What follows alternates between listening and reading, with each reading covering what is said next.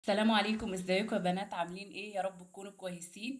معاكم هدير من قناة بنت من البنات. معلش سامحوني على التأخير، اصل كنت في الجيم. لا سامحوني على التأخير. اقول لكم كمان اتأخرت ليه.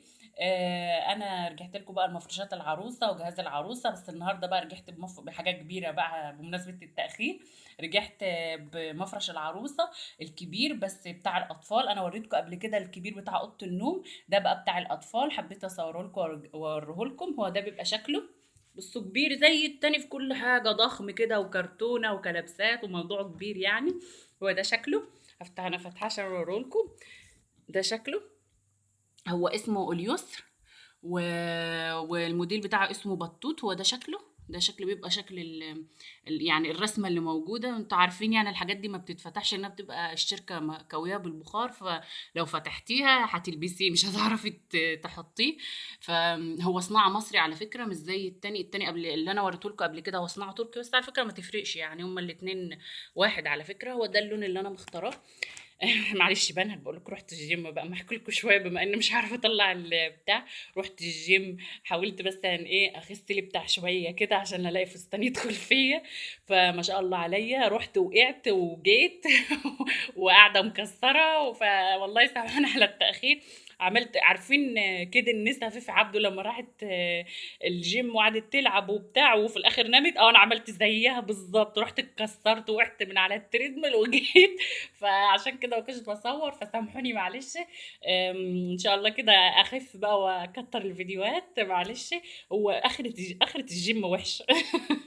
بس يلا بقى معلش. هو ده شكله على فكرة. الرسومات دي مش رسومات، ده بتبقى طباعة. معلش هخش لكم بقى تاني ده بتبقى طباعة، مش رسومات. وهو بيبقى ده بتبقى فاتح في غامق. بقول معلومات طيب، معلش والله لسه تعبانة، مش عارفة اقول لكم انا جسمي مكسر قد ايه وحياة ربنا. الجيم ده فظيع فظيع.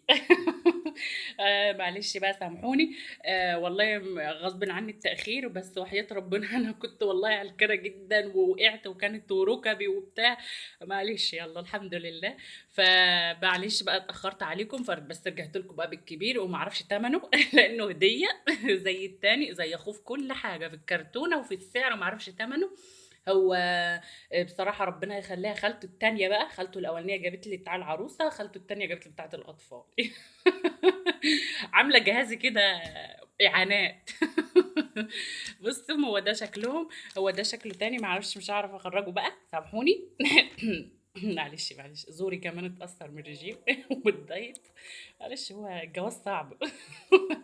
بس هو ده شكله. وموديل تاني اسمه بطوط. بطوط. اسمه اليسر، الشركة نفسها. وده شكله. هو حلو قوي قوي على فكرة، وما يفرقش عن التركي في حاجة، هم أسماء بس هم الاتنين شكلهم جمال على فكرة وحياة ربنا.